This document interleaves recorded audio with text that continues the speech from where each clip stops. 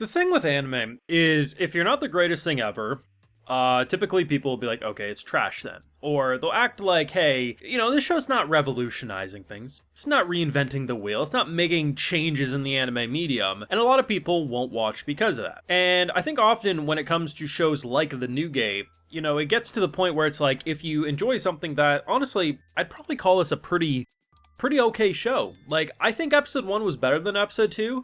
But episode 2 has me just as excited for the future as the first episode did. But I'm not going to claim that this show's extraordinary, or it's like the best of the best. I think episode 1 does a lot of really interesting things, while episode 2 kind of just sticks to the cliches and trends and tropes without stepping on its own toes.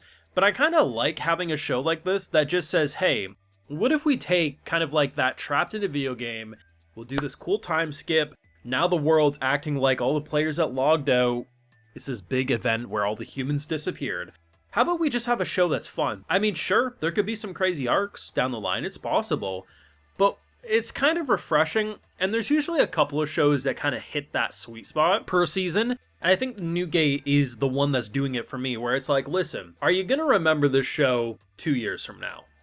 Probably not, but if it continues on the trend it's going, if you see that it's getting a season 2, are you going to be excited to watch it? Probably. The show is perfectly okay. And I think if you're looking to only watch the best of the best this season, could you sleep on this show? Sure.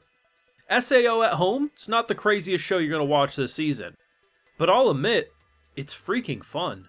I think the idea of just taking such familiar ideas and just putting it into a potluck dinner, it's like taking all these fantasy isekai kind of trends and tropes, throwing it into a big crock pot, and then just serving it after a good 8-hour slow cooker meal. It's fun. What can I say? Like, I think there's so many fans who are afraid to say, the show we're liking, we don't have to make excuses for it. We don't have to act like it's better than it is. I really feel like this is a show that just says, hey, I'm going to make a fun video game fantasy style anime with some pretty fun characters, and maybe we'll have a plot twist here or there, but at the end of the day, I'm just trying to make a fun, average show, and I kind of respect that. For live reactions over on my Patreon, if you want to see my full uncut thought to this or any of these wonderful New Gate episodes, they're over there if you're interested. So, this show is perfectly, wonderfully average. That's honestly my opinion of it. I think production-wise, it doesn't do anything extraordinary. There's a couple of moments where you can say, oh, that kind of looked good, but you're not going to look at the character designs, the world, and the overall look of this and say, this is the Sakuga of the season, or the sharpest character designs of the season. And I can already imagine there's going to be some people who just absolutely hate this show, be like, okay, it just sounds like you're giving excuses. No, I'm being brutally honest. I'm saying that this is a show that I have a lot of fun watching, and I think it's perfectly okay. That's literally how I feel about this. I think the MC is likable. I think the idea of him just not really, because, I mean, he kind of was thrown into this world and he got kind of like inflation hit him. His levels, his money and everything is now extraordinary that you can casually last week kill a boss that was 356 or something. Sora goes flying into a castle, everyone's trying to figure out who did this, and then in this episode he ends up defeating something that's like level 600 and something. If we're already fighting things that are level 600 and something by episode 2, and in episode 1 we're at 350, at the rate we're going, are we going to be fighting level 20,000 somethings?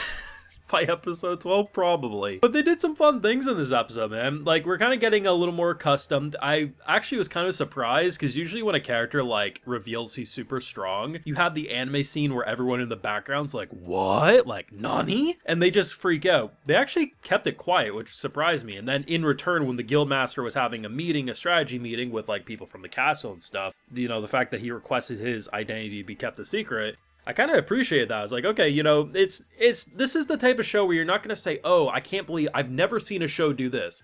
I don't get the impression I'm going to say that about New Gate at all. What I'm probably going to say a lot of is like, oh, this kind of reminds me of this, but they slightly did it different. Just a little bit to the left, a little bit to the right, nothing crazy, but enough to be like, okay, it's not just insert this show.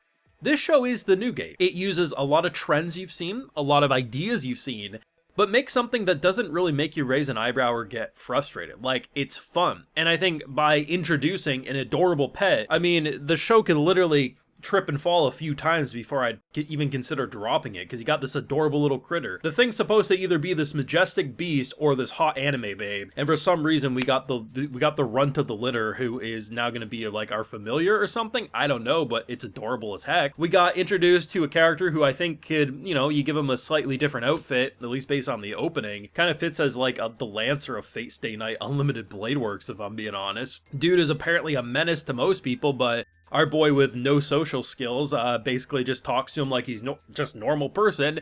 And I think we became best friends. It's hard to tell, but you know, the fact that he actually helps like the orphanage, and like there's this girl who pretty much like whispers in his ear after we give her like a piece of food that, hey, go save this fox in the forest. Like, we get a little bit of a better understanding of like the type of characters we're going to deal with. We had a taste with the guild last week. Now we're getting some characters inside the guild who work alongside us. And now we also, after this episode ends, based on how the letter now went to our previous companion, by the end of next week's episode, or if not even very soon into next week's episode, we're probably gonna, you know, have a reunion between master and servant. And I guess based on the opening, the two main traveling companions will be the girl who works at the shop as well as her master, who we, you know, 500 years back were pals with. So in general, this show, I really feel like it has one goal: to just take an SAO Overlord-S world and just have fun. And I can respect that.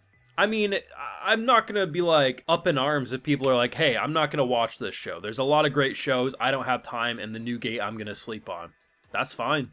I'm not gonna lose sleep over that. I think that's a perfectly reasonable thing. I think there are objectively stronger written shows this season that probably deserve the time more, but as someone who likes fantasy stuff, who likes just kicking back and relaxing, the MC is very enjoyable. The characters in general seem very enjoyable, and nothing about this show is like bad. It's just like at worst perfectly average. And I think for some people that's a hard thing to rationalize. Like, why would you watch something that's perfectly average if there's all these great shows? Well, for me, I'm pretty much watching all the great shows I want to watch anyway. And honestly, I really like ending my Saturday watching the New Gate. It makes me happy. And at the end of the day, isn't that really what we come to anime for? To be happy? And these types of shows, they make me happy. And unfortunately, a lot of the shows that kind of are based around a video game concept or even like a video game world turned real, they're usually either like they're exceptional or they're really below average. So to me, this is actually one of the rare cases where I'm like, actually, this is just kind of freaking fun. And, you know, if we get more, I'll watch more. And if not, I mean, I'm probably just going to enjoy it for 12 weeks. I mean, I get it. People don't want to watch this one, but I definitely enjoy covering it, and I probably will cover it up till the end just because it's a fun one to discuss. I like the new characters. I like where we're going. I like that they're not just rushing into these big epic events. I mean, technically there was another action scene, but it was kind of like we were going to save a pet, and then it just turned into these golems coming alive. So it's not like we actively searched it out, and honestly, the end result of that sword going flying was pretty comedy gold. But